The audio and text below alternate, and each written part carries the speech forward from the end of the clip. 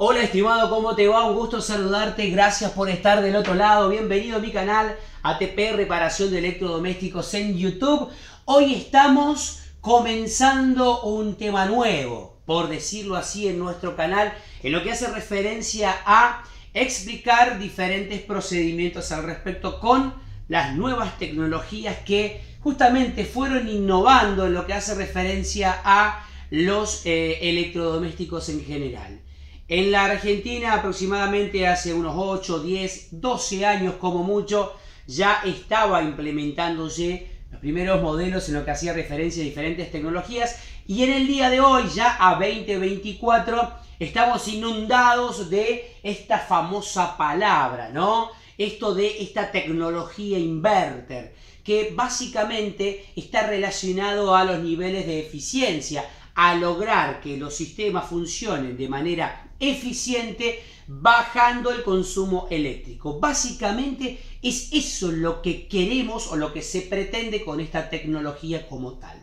En la actualidad se implementa para diferentes electrodomésticos, bien sea lavarropas, bien sea heladeras y también bien sea aires acondicionados, en donde de repente cuando llega el verano te chocas con estas opciones. Vas a ir a una casa de electrodoméstico y te van a dar las diferentes opciones. Mira, tenés este que es el convencional y esta que es la nueva tecnología inverter, en donde te van a dar un montón de tips al respecto de, bueno, diferentes características positivas que tiene el sistema como tal, en donde también te va a decir que aumenta muchísimo la eficiencia y reduce considerablemente los costos energéticos, es decir, pagas menos de luz al finalizar el mes en curso. Esto es cierto, ¿sí? Es una opción muy factible en esta opción de justamente buscar que de repente nos vengan menos en la boleta de luz a fin de año. Es una opción muy factible al respecto a la hora de comprarlo. Ahora, ¿qué tan factible en relación al tiempo es comprar hoy en día un equipo inverter en donde de repente es caro de reparar? Básicamente esta es la principal contra que tiene estos modelos al respecto. Es muy caro de reparar y hay veces que es muy difícil de localizar la repuestería o el técnico específico para poder reparar al respecto. Dada ya esta pequeña introducción sobre esto de tecnología inverter y convencional y demás cuestiones, te voy a orientar a vos, mecánico, y a vos, usuario, si es que de repente querías interiorizarte cómo funciona la tecnología inverter, en diferentes características específicas. Pero eso sí, características específicas, no tan técnicas o teóricas. ¿Por qué? Porque vos que estás mirando el video del otro lado, no te gusta leer. Hacete cargo, como le digo a nuestros alumnos siempre. ¿Qué es lo que pasa? Estamos atravesando momentos en el que de repente queremos todo rápido, todo ya, y queremos entender fácil cómo funciona la cosa. El tema es que no hay aportes de diferentes docentes o mecánicos que lo digan conciso o fácil. La idea del día de hoy es solamente, y acá me hago cargo de esto, solamente orientarte en las diferencias entre el sistema de aire acondicionado inverter y el sistema de aire acondicionado on-off. O sea, cómo funcionaba antes y cómo funciona ahora con la nueva tecnología. Las diferencias que hay entre ambos sistemas al respecto. Lo vamos a hacer en una representación en diagramas para que puedas justamente comprender cómo es el procedimiento. Solamente eso. No vamos a tocar lo que es la parte electrónica específica. Eso lo vamos a ir desarrollando conforme al paso del tiempo para aquellas personas que se quieran sumar justamente a nuestro canal y que tengan un conocimiento previo en lo que hace referencia a electrónica. ¿Por qué digo esto? Porque para saber o conocer sobre la tecnología inverter tenés que saber electrónica. No hay mucho más para buscarlo, porque si no te vas a frustrar. Es así. O sea, te vas a frustrar cuando uno comienza a hablar y a interiorizarse más en el tema. Tengo muchos alumnos en los cursos ATP que de repente quieren aprender sobre esta tecnología.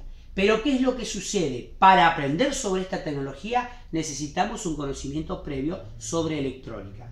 O sea, sobre lo que son los capacitores, sobre lo que es una resistencia, sobre lo que es una resistencia SMD, sobre lo que es una frecuencia, cómo se mide una frecuencia, qué es un ciclo, ¿sí? Qué es una inductancia, una impedancia, qué es un osciloscopio. O sea, diferentes cuestiones esenciales y vitales para poder comprender la tecnología inverter específica. Pero todavía no llegamos a eso. Te digo que está bueno esto, ¿sabes por qué? Porque yo hoy te voy a mostrar la diferencia entre ambos conceptos y te voy a dar algunos tips para vos mecánico que estás a 45 grados, ¿sí? A la sombra en pleno verano, en un aire acondicionado que estás colgado de 4 metros o arriba de un techo que te pega el sol de frente, en donde de repente tenés que dar una solución porque el cliente está apurado y necesita que vos le soluciones un aire acondicionado inverter. A ver, seamos prácticos. Vos no te vas a ir con un osciloscopio a 4 metros de altura o con un osciloscopio acá y con el manómetro acá y con la computadora acá colgado a 4 metros conectando todo para que podamos verificar si es que la placa electrónica anda o no. A ver, seamos realistas. Eso no se va a hacer nunca, salvo que llegue a haber algo compacto de utilización que de repente hasta termina siendo impráctico igual por el procedimiento que se hace. Entonces, yo lo que te voy a mostrar hoy es básicamente las diferencias entre un sistema y el otro y lo que vos podés llegar a hacer en un equipo inverter colgado a 4 metros de altura o arriba de un techo en la casa del cliente. Porque acá hay que diferenciar una cosa. Lo que se puede hacer en la casa del cliente porque está accesible y lo que de repente tenemos que hacer en el taller o en nuestra mesa de trabajo. Y en la tecnología inverter se nota mucho esto. ¿Por qué? Porque lo único que vos podés llegar a hacer es tomar parámetros. Darte cuenta si los periféricos andan. Por ejemplo, un ejemplo, no funciona el motocompresor del aire acondicionado inverter. Pregunta, ahí puede haber 3 posibilidades de falla. No funciona porque la placa de potencia no lo está alimentando, no funciona porque los cables entre la placa de potencia y el motor están cortados, deteriorados, se han deteriorado producto de la temperatura exterior, ha generado algún problema o algún roce, algo por el estilo que cortó algún cable, muy raro a la vez. O por último, es el motor. Entonces, esas 3 preguntas es la que vos tenés que solucionar. Para eso existen diferentes maneras o módulos para poder probar los motores. ¿Qué es lo mejor que podés hacer? Llegar a la casa del cliente, desconectás el motor inverter, le conectás el módulo de prueba al motor inverter del aire acondicionado y lo probás directo. Si directo funciona y las señales de retroalimentación andan, significa de que el motor está bien. Que el problema es electrónico, la parte de potencia o la parte de señal de la unidad evaporadora de adentro. Ahí hay algún inconveniente al respecto, ¿sí? Lo más probable es que el IPM sea el que está generando el inconveniente. Entonces ahí es donde vos tenés que proceder. Bueno, ¿y qué hacemos? Ahí es donde vos tenés que proceder a extraer la placa para poder verificar o sacar el equipo completo para poder verificar en taller. Pero el cliente apura porque hace calor. Todo eso es lo que vos tenés que tener en cuenta a la hora de tener la consideración de la reparación de los equipos inverter. Hasta dónde podés llegar en la casa del cliente y hasta dónde podés llegar en tu taller, que es lo más específico al respecto. Bien, mis videos no son cortos. Si vos querés aprender, preparate el mate como yo hago, porque esto amerita de tiempo. Estamos transitando momentos en el que de repente todo el mundo quiere aprender en 10-15 minutos y la verdad, para mí, a la vieja escuela, no es así. Esto es para disfrutarlo, es para poder aprenderlo. ¿Por qué? Porque de este lado hay personas que justamente dedicamos nuestro tiempo para que vos puedas aprender del otro lado, así que merecemos un poquito de tus 15, 20, 30 minutos de tu vida para aprender cosas tan importantes como esta. Desde ya te digo que podés sumarte a nuestro canal ATP Reparación de Electrodomésticos en YouTube, el que estás mirando ahora, le haces clic en la campanita para poder acceder y ver todos los videos. Ya estamos rondeando esos 150.000 suscriptores, que les agradezco desde ya esa predisposición que siempre tienen y por acompañarnos hace ya 4 años en la actividad. Y por otro lado, justamente a vos por estar viendo tu tiempo, que es algo muy importante. Vení conmigo que lo vamos a ver juntos. Aire acondicionado inverter. Similitudes y diferencias con respecto a lo que es un aire acondicionado convencional. El aire acondicionado convencional se llama on-off. ¿Por qué es on-off? Porque enciende y apaga, enciende y apaga. ¿Qué enciende y apaga? El compresor exterior, la unidad condensadora, la unidad que está afuera. Cuando vos ponés un seteo de temperatura en el aire acondicionado convencional, cuando llega a la temperatura deseada, lo que hace es cortar el compresor afuera. Después de un determinado tiempo, vuelve a encender otra vez de vuelta. Y ahí lo mantiene. On-off, on-off, on-off. Ahora, ¿qué es lo que pasa? ¿Cuál es la diferencia con respecto al aire acondicionado inverter? No para. De la misma manera que lo hace el aire acondicionado on-off. Es decir, no es que enciende, apaga, enciende, apaga, enciende, apaga. Lo que hace el aire acondicionado inverter es modificar en rampa su velocidad de compresión. Es decir, empieza de a poquito el compresor a girar cada vez más rápido, más rápido, más rápido, más rápido y aumenta la velocidad para lograr buen caudal de frío y poder justamente inyectar buen caudal de frío a lo que hace referencia a la habitación, por ejemplo. Pero cuando llegó a la temperatura deseada, no es que corta, sino que lo que hace es va bajando la velocidad y queda en relente, girando despacito. Ahí, aguantando, queda como regulando cuando estás en el semáforo en rojo. Cuando vuelve a censar que de repente, otra vez de vuelta, la temperatura se disparó por aperturas de puerto, porque hace mucho calor, vuelve de vuelta a darse cuenta el sensor que está en la unidad evaporadora interna, le dice a la placa electrónica, che, aumentame la velocidad porque acá hace calorcito, y vuelve nuevamente a aumentar la velocidad el compresor. De esa manera mantiene. ¿Por qué es más eficiente? Porque el aire acondicionado inverter nunca para empezar, y segundo, esa rampa que tiene de aceleración y de desaceleración hace que el sistema consuma mucho menos.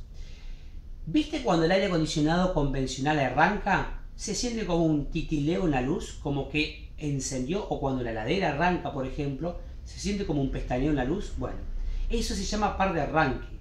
Si sumás la cantidad de veces que tac, tac, tac, tac, tac, que va arrancando, si lo sumamos durante 24 horas, por ejemplo, esos par de arranque tienen un determinado consumo, que es el que se ve en la boleta de la luz. Entonces, ¿qué es lo que sucede? Lo que se tiende a evitar es que toda esa sumatoria de arranques del compresor, que tiene un valor elevado de arranque como tal, ¿qué es lo que sucede? Vuelve a tener en cuenta esta opción, que de repente no está bueno sumar toda esa cantidad para la boleta de la luz, o sea que viene muy caro.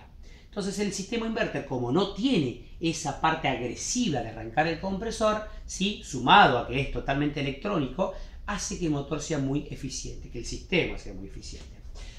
Entonces, para que vos me entiendas, lo vamos a representar de esta manera. Acá yo puse en el primer cuadrante 220 volt a 50 Hz. Aquí en Argentina tenemos esto, 220 volt, 50 Hz. Si estás en otro país puede ser 110 volt en 60 Hz, las diferencias específicas de cada uno de los países al respecto. Básicamente esto sería el enchufe, donde vos vas a enchufar el aire acondicionado, ¿sí? Este primer cuadradito hace referencia a eso. Es donde vos vas a estar enchufando el aire acondicionado al respecto. Fíjate que el aire acondicionado acá está funcionando con corriente alterna. Si nosotros teníamos el aire acondicionado convencional, funcionaba con 220 volt, con capacitor, el aire acondicionado que era on-off, o sea el que yo te acabo de decir. Esta tecnología ya sería la tecnología vieja, por decirlo de alguna manera, que de repente no se implementó más, ya está quedando un poco en desuso, ¿sí? Y esta, la inverter, que hace referencia a esta nueva tecnología, esa innovación al respecto, es la actual. Por lo tanto, nosotros ya sabemos cómo funciona esta parte de acá, simplemente lo que yo te quería comentar era que con estos 220 volt, con un capacitor, hace encender un aire acondicionado on-off activa el motor. O sea que era la actividad del compresor o el motocompresor lo activaba de esta disposición. En la actualidad, por ramos, solamente se está ofreciendo o se tiende a ofrecer más la tecnología inverter. Si bien se siguen fabricando los on-off, ya estamos en un proceso de cambio. Dale un par de años más y va a ser todo inverter. Lo cual es específico, por lo tanto tu formación tiene que ser específica. Tenés que saber electrónica.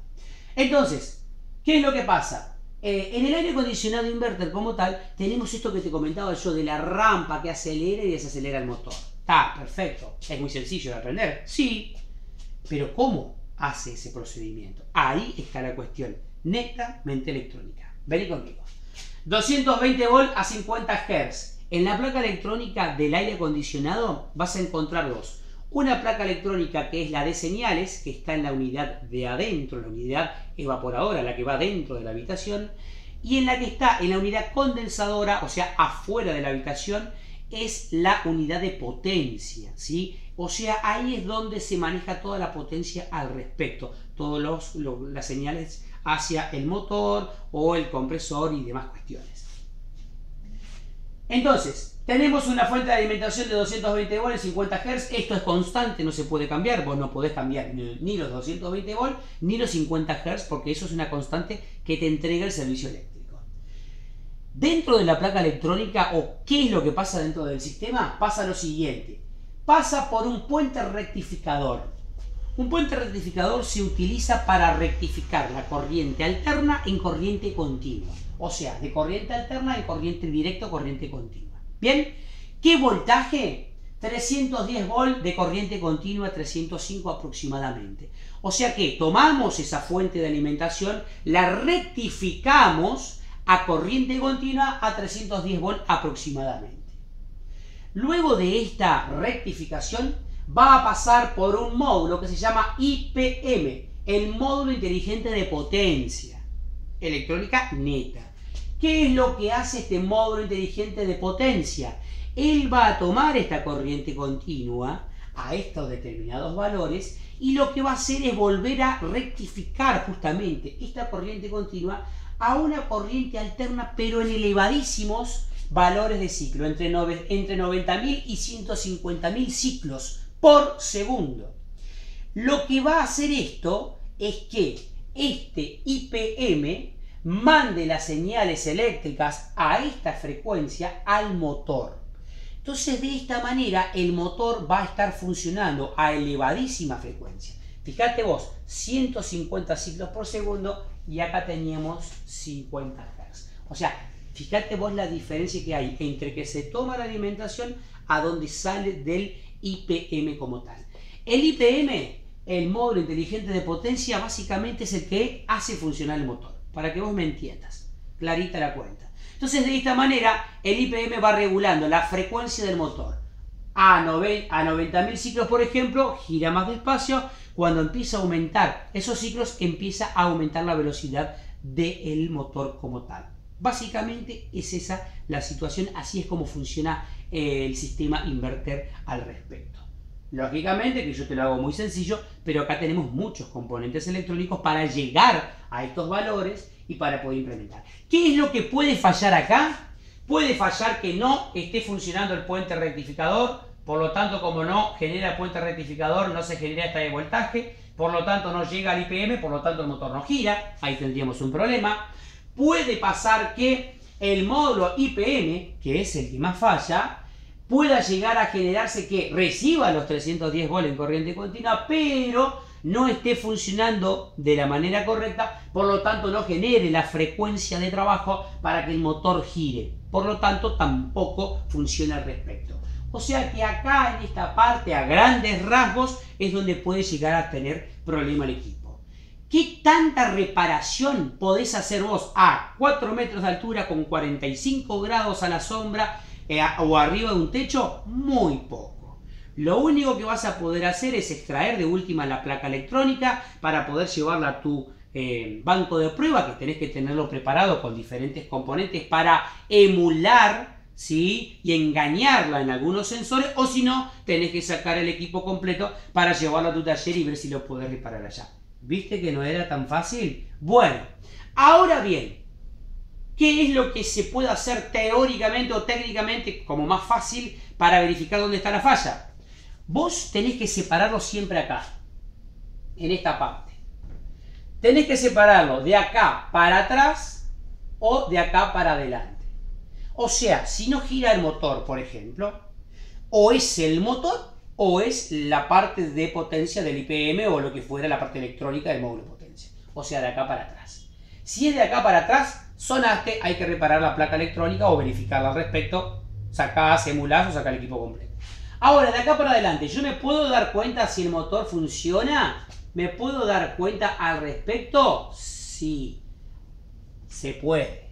¿Cómo se puede? Viene un módulo para poder conectar de manera directa el motor allá arriba a 4 metros, a 45 grados a la sombra, en donde de repente vos con el módulo podés verificar si el motor gira, o sea, lo vas a hacer girar para verificar si es que anda.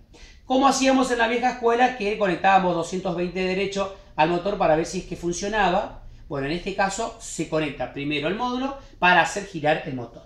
Si el motor gira y el sistema tiene gas y está todo bien, no te queda otra que verificar de acá para atrás. Es el IPM, es la conversión del puente rectificador, es la placa electrónica o la conexión entre la placa de señales que está adentro con respecto a la placa de afuera, la de potencia. Algo de eso está pasando. Pero por lo menos sabes si el problema está de acá para acá o de acá para acá. Porque de acá para acá tenés que sacar el equipo, la placa electrónica, emularlo, lo que fuere. De acá para adelante, bueno, si no funciona el motor, ahí con el módulo de prueba, ya sabes que viene por parte del motocompresor. Ya estás un poco más certero al respecto. Eso, por un lado, es lo que llegás a poder hacer en la casa del cliente. ¿Cómo funciona la conectividad entre unidades y unidades? Vos, cuando tenés el aire acondicionado inverter, en la unidad de adentro vas a tener un ejemplo, sería este.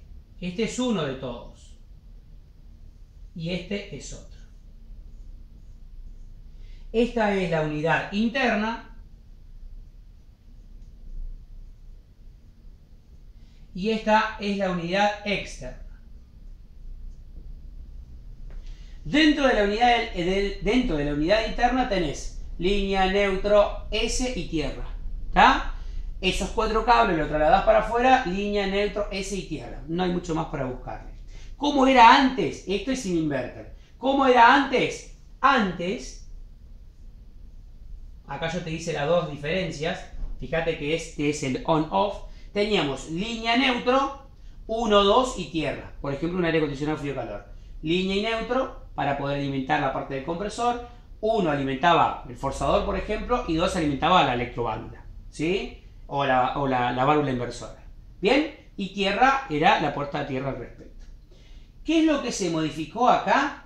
Fíjate que acá tenés S, ya no tenés ya 1 y 2 como antes, tenés S. ¿Y qué es S? ¿Para qué necesito ese cable de S? Yo acá te lo voy a explicar para que vos me entiendas nada más. Es gráfico esto, ¿eh? No tengo una sensatez exacta de cuáles son los gráficos, tendría que verlo, pero yo quiero que vos me entiendas simplemente a qué llegamos. Fíjate lo siguiente, este cable de S hace referencia a señales. Señales de frecuencia, ¿tá? Señales de frecuencia que de repente manda la unidad evaporadora, la que está adentro, a la unidad externa, la unidad condensadora. Por ahí se comunican. Es un hilo conductor. Cuando la unidad de adentro necesita que la unidad externa de afuera prenda el compresor, por ejemplo, le manda una determinada señal. La de afuera la procesa y dice, ah, ¿querés que prenda el compresor? Prende el compresor. Cuando de repente quiere que prenda el forzador, por ejemplo, le manda otra determinada señal distinta a la anterior para que no se mezcle. Entonces ahí la placa exterior, la de potencia, ah, ¿querés que prenda el forzador? Lo prende. Vos invertiste y querés calor, por ejemplo, ¿no? Empezó a hacer frío, querés calor en la unidad.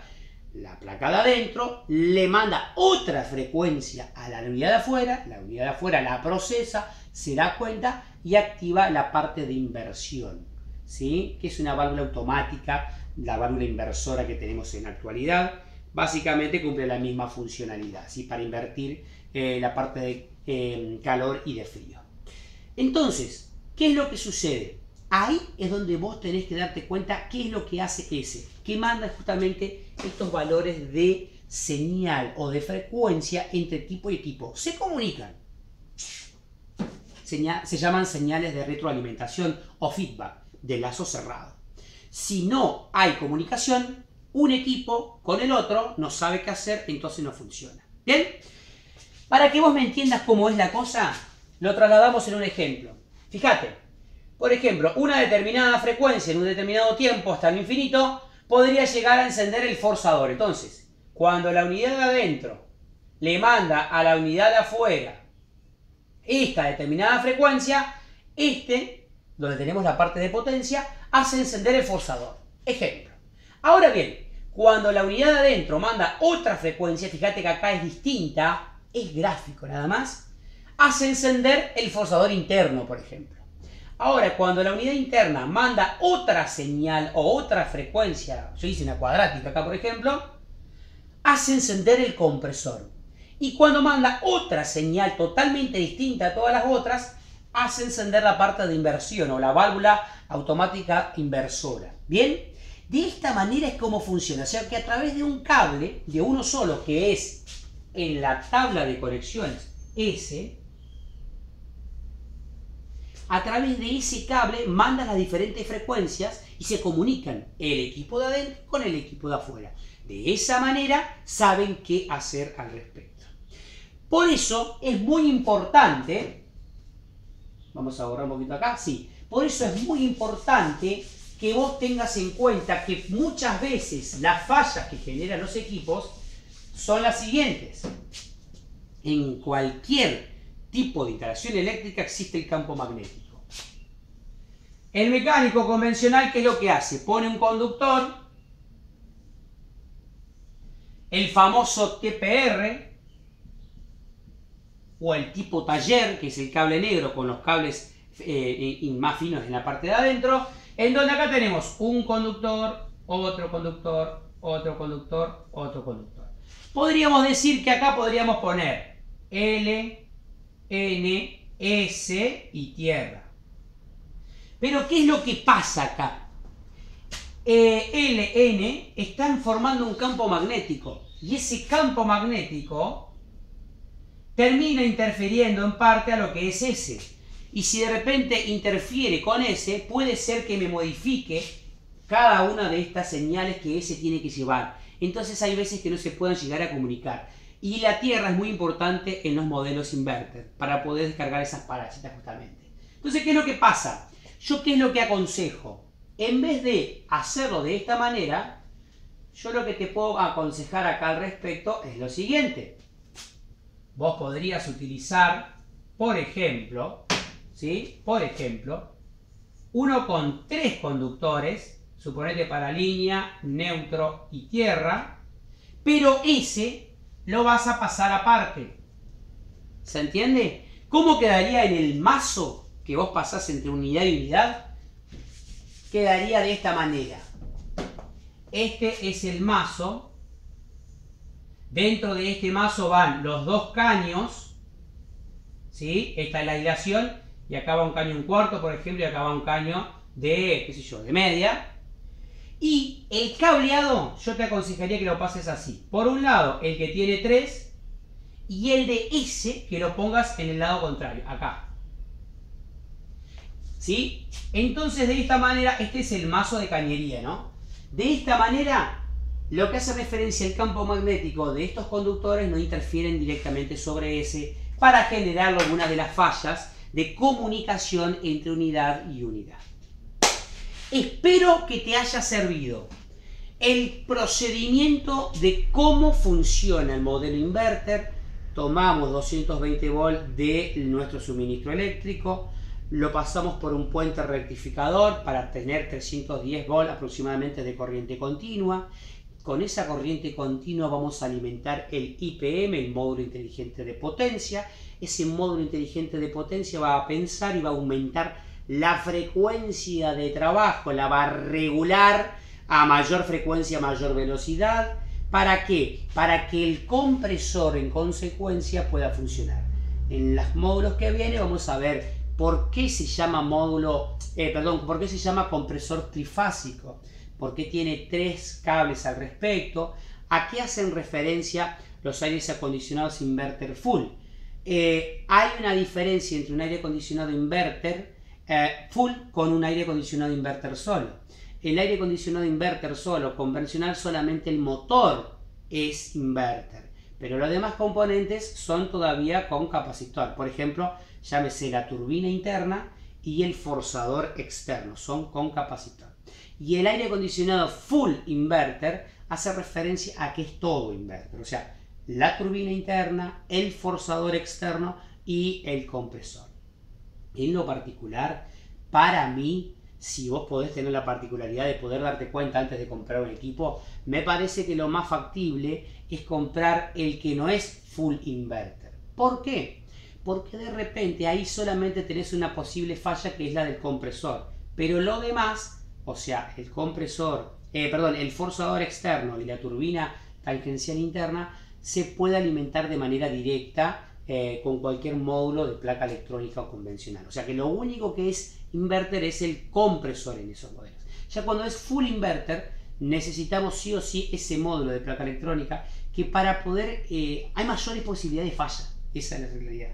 Hay muchísimas posibilidades de falla de un montón de sensores, de un montón de componentes en lugares muy húmedos como tenemos en Argentina, en donde de repente la tecnología o estas particularidades no se llevan tan bien con nuestro clima al respecto.